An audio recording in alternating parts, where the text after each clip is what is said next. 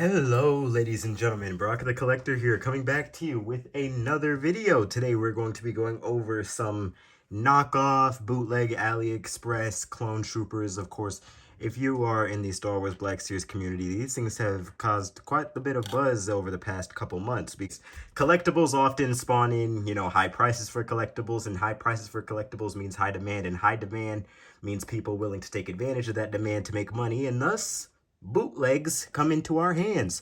But these are a very interesting case because it's not a bootleg of any hard to find official Star Wars Black Series figure that has been released. At least not one that has been released like in any with any of these pieces or any of these characters.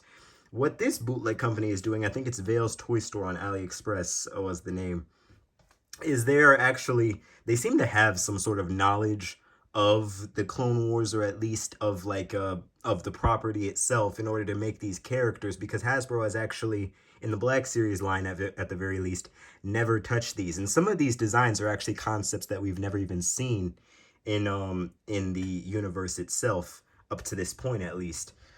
So what they're basically doing is that they're taking all these pieces of well-known, clone trooper pieces. They somehow got access to the molds, and now they're cranking out some of these characters and some of these looks for these characters that, quite frankly, the Black Series is never going to touch soon, at least we don't think, or it hasn't touched yet. So in front of us here today to talk to about, I have they call it the 212th ARC Trooper. So we have him, we have Waxer here. As you can see, Waxer 1 look that we actually have seen in the Phase 2 look. Although it doesn't look exactly like this. This is damn near almost perfectly close. But we got Waxer there, and we'll dive into that soon. We also got Clone Trooper Boyle, as you can see there. Boyle, one that we have not seen in his Phase 2 design yet, officially at least. But the Bad Batch has a tendency to bring back some of these characters. We might see that soon. And we have what they call the 212th Apo Watcher, because they did release also an Apo figure without the macro binoculars. But this is more of a look for the Clone Trooper Commander Bo, who I'll be going into, Clone Commander Bo, who I'll go into shortly. Let's start with this 212th ARC Trooper, because by far the least can be said about him. Given that these are bootlegs, you're not really going to be seeing a whole lot of new sculpt here. Again, they are a derivative of the new Clone Trooper body, which, after having these troopers in hand, I can definitively say that the new Clone Trooper body mold is by far my favorite Clone Trooper body mold in the line. It was already kind of my favorite earlier to begin with, but there were some instances where I felt like the older body does kind of have more realistic proportions if you really look at the movie.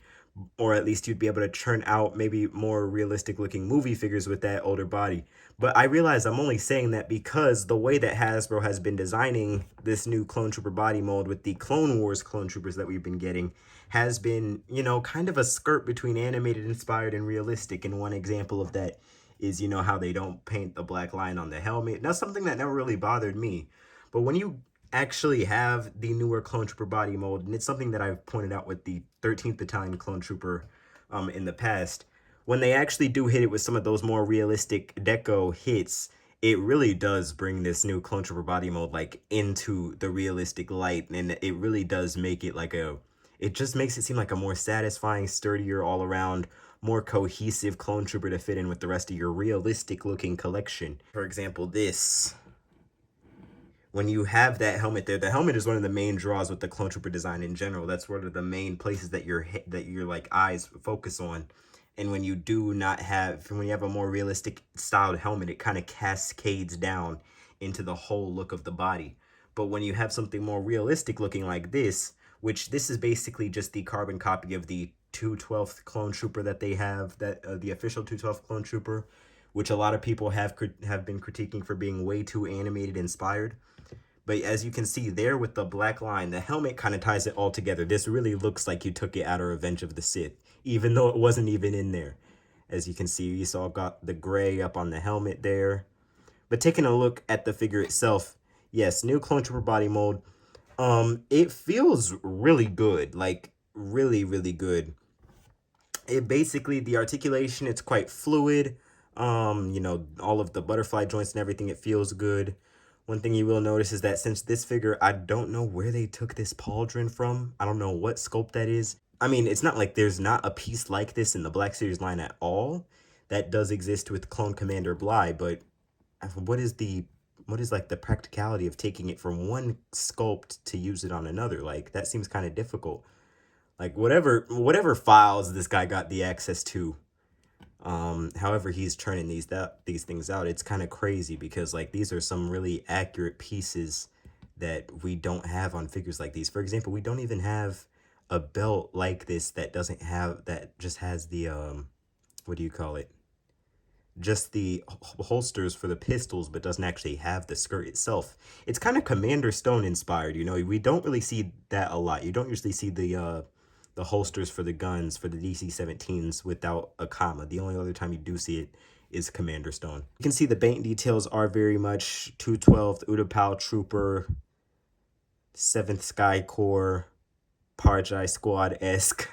You know, it does have those design cues, and if you really take a close look at it, you can see it does have some chipping there, make it look a bit used. It feels really good. I've had these for about a week now, if you've seen my community post, and I'm just now talking about them, but it feels really great. One thing that is unique about the 212th arc, that they call it, is that you actually can take off the helmet on this one. I could not take off the helmet on all the other ones, but for this one, I don't know whether it's just mine that's not glued. It probably is just mine, but you can take that off and you can see a closer look at the helmet there. Again, for a realistic looking helmet, I mean, the paint job isn't the absolute best. Mine looks pretty good, I think. I feel like that looks fine. But for a realistic looking helmet, you can see it has a realistic interpretation. It really has all the cues there. The only thing is that as far as realistic helmets go for the 212th, these orange stripes are supposed to come all the way back, and then on this figure they don't. But I mean, again, I'm giving this a lot of leeway because it is a design that we've never really seen before. Maybe this is an unused concept from the Clone Wars, perhaps from the Umbara arc, because that's where you do get to see the 212th with the binoculars. But other than that, yeah, that's not there. And this is the first time I'm actually ever getting a look at the Tamira Morrison head sculpt under the Clone Troopers. I mean, maybe Echo had this, but this feels like a different head sculpt than Echo's.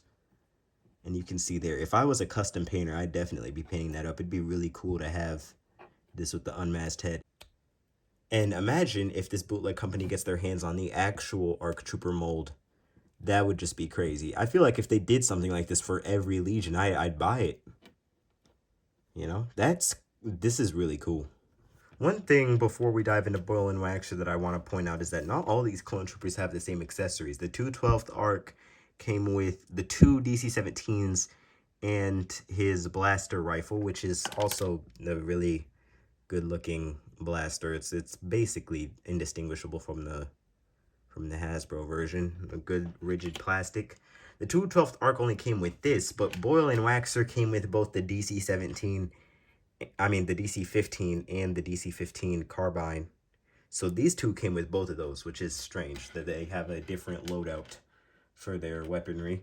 But Boil and Waxer here, probably some of the people's most anticipated bootleg unofficial figures. It's kind of crazy to see bootleg action figures get more hype than official announcements, which is it's kind of ridiculous. But anyway, these are the phase 2 interpretations of Boil and Waxer, something that we haven't really seen, at least for Boil here, ever. But as for Waxer, of course, you know, the very heartbreaking scene in the Umbara arc where he does actually fight. Well, Rex comes to the revelation, very quick discovery, that they are actually fighting their own men out there under the orders of General Krell, and Waxer, unfortunately, was one of the casualties. We actually don't even get to see Waxer ever after the Battle of Geonosis, second Battle of Geonosis. That was the last time we get to see Waxer alive, up until the Umbara arc. So it is very heartbreaking. The Umbara arc is also the only time we ever get to see Waxer in the phase 2 armor. Boil and Waxer do appear in some other comic books, but as far as I'm aware of, they do not get to see their phase 2 armor in those comic books, because those comic books, I think it was the Clone Wars Adventures tales, they actually were made back when, you know, the phase 1 armor was all the rage, which I personally like more. I would have loved to see the phase 1 armor for these boys first, because I had just rewatched the Clone Wars season 1, and of course the story arc where they are saving Luma. It's just I think it's the episode is really cool. But anyway, so going into the more design details of these figures, again, as you can see, the base body, even like the paint application is almost the same on the body. Like it's not like it's almost the same. If you look at the chips, it's basically they applied like the same paint jets in the same place. You can really see it on the left leg there. So it's not like each is like a different paint deco on the body. It really is just the basic 212th paint deco there. Although there are some differences between the official paint decos on the legs and the bootleg. Like, look, you can see there. It really doesn't matter because these, I mean, the paint application should not be the exact same. And if you ask me, I like the roughness look of the bootlegs application more than the sort of way too clean look of the official. And again, just the darker orange just looks better. Like I just like that better. But anyway, going into these figures specifically, the difference is you're buying them really for the helmets. The helmets here do have a lot of design cues that are specific to Waxer and Boyle. And I still think it's very interesting how they managed to translate that when you really don't have much reference art. To begin with, Waxer has his tally marks for the amount of droids that he's killed, of course, which is an accurate detail, I believe, to the show. Yeah, that was definitely there. Coming around, you can see how in here the Waxer, I mean, it's more specific to Waxer, but the orange does come all the way back, even though it's not the exact same helmet basic orange application as the regular 212 there. Here you can see another very accurate detail. We have some more tally marks next to a little drawing of Luma right there. Numa? Is it Numa or Luma? Numa. Numa, yes. So I think that's really cool. Yeah. Waxer was always really nice to Luma. That's cool. Yeah, so I like that. One thing you can see with these bootlegs, though, especially on Waxer, is that, like, when you kind of bend the arm, you will be able to see some white in between the crevice after you bend it. And I mean, it's just kind of the paint. You won't be able to get the paint anywhere. The paint on the undersuit is really, I mean, it's not really glossy, but it's kind of glossy, which I'm personally fine with. I mean, it looks good. Coming around to the back, you can see there. But the difference for Waxer really does lie in that helmet, and you can see it really is, it is a faithful translation from Phase 1 to Phase 2, and a more realistic look with, of course, the black line painted all throughout that helmet there, which is just, it's really cool. I mean, honestly, the black line, again, as I say, something that never bothered me personally, but getting it on there really does help to contribute to a more realistic looking action figure, which is something that the Black Series loves to tout on about, but in the now recent days with the Fordo and stuff like that, they've been kind of scurrying the mark. Something as far as Boyle goes, though, I don't know whether we've ever seen this in Phase 2. I don't think that we have. I think Sideshow has done one.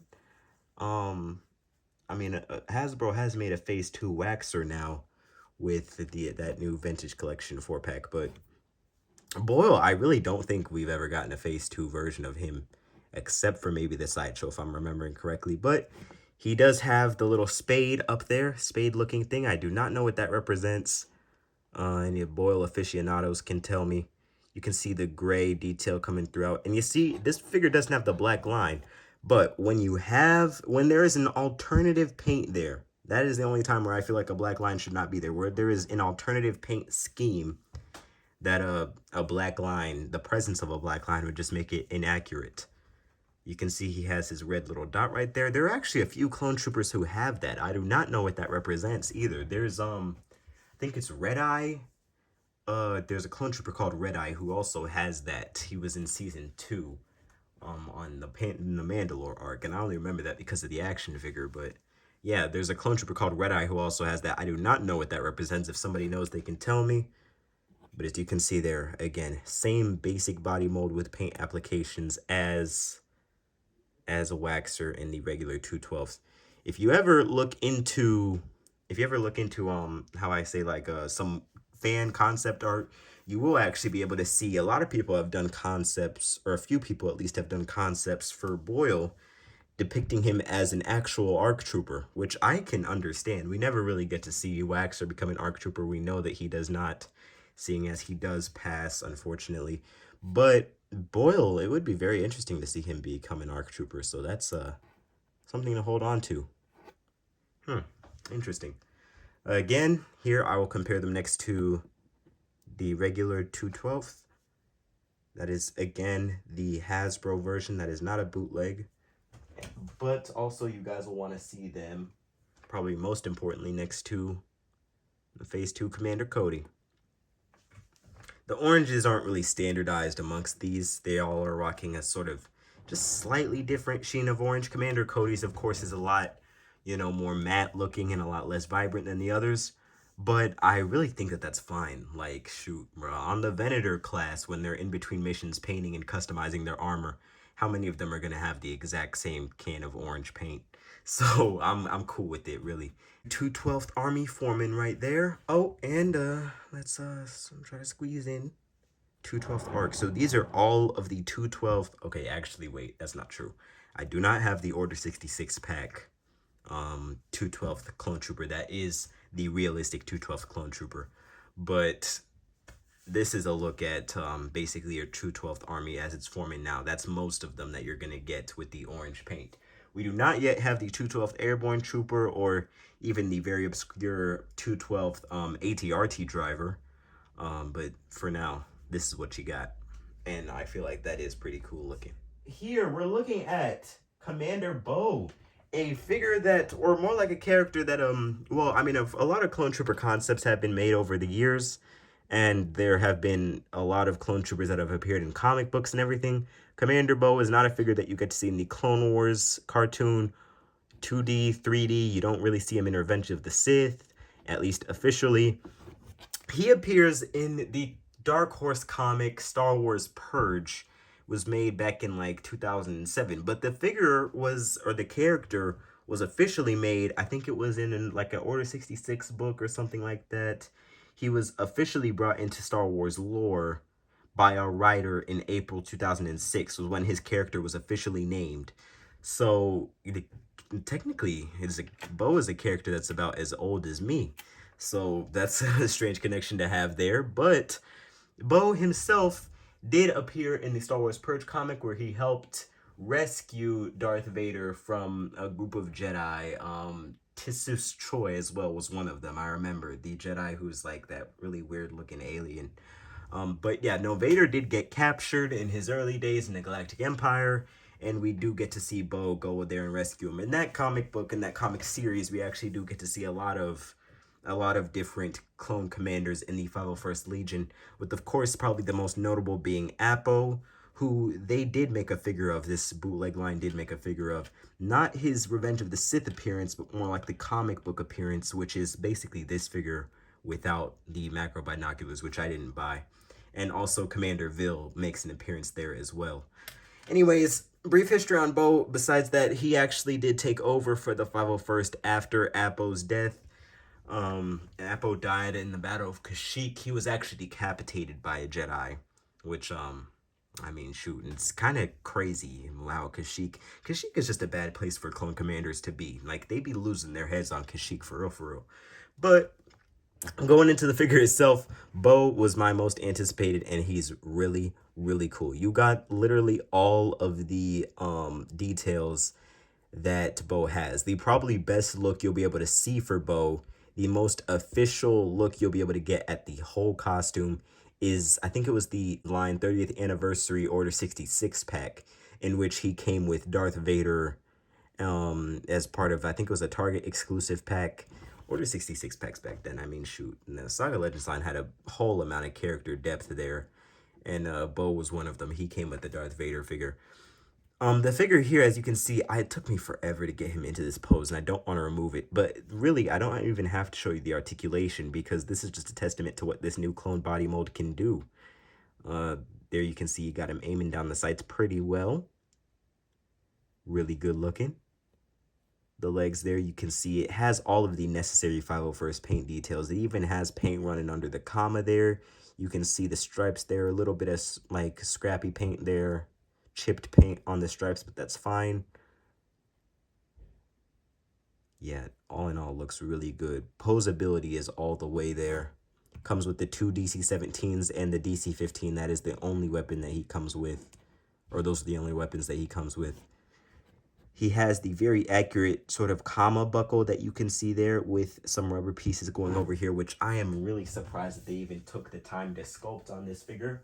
The only other time we see something like that in the Black Series line is something like Clone Commander. This is basically just a 501st version of Clone Commander Bly / Commander Device. Here's the custom Device, which I'll be diving into soon in a later video.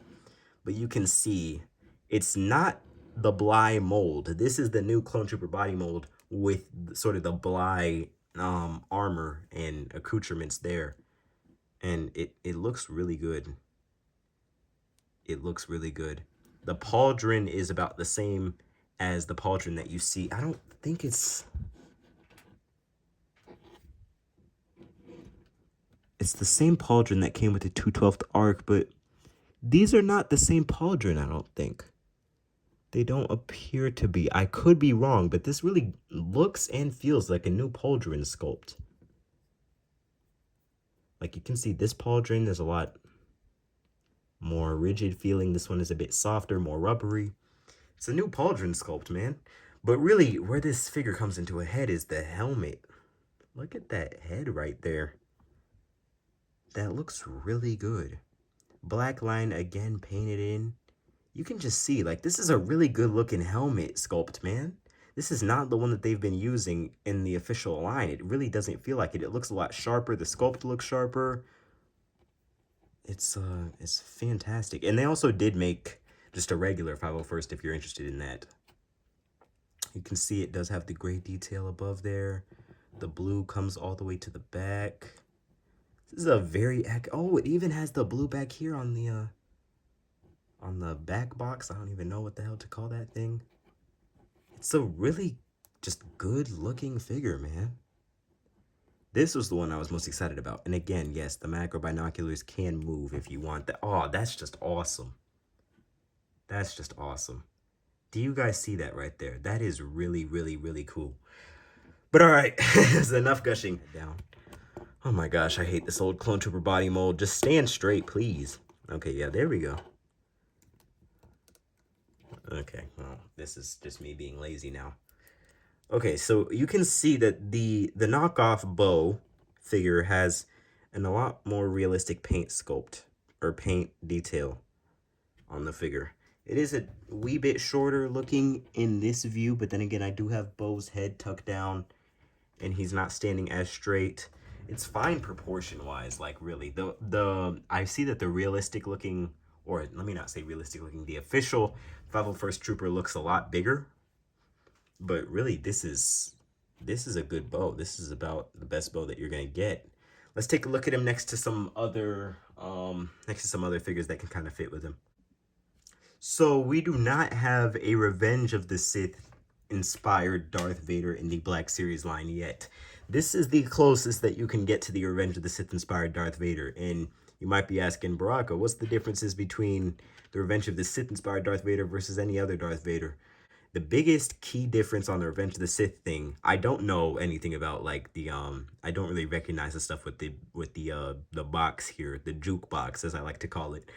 That's not the differences that I personally see. The biggest difference that sticks out to me is the shoulder pads.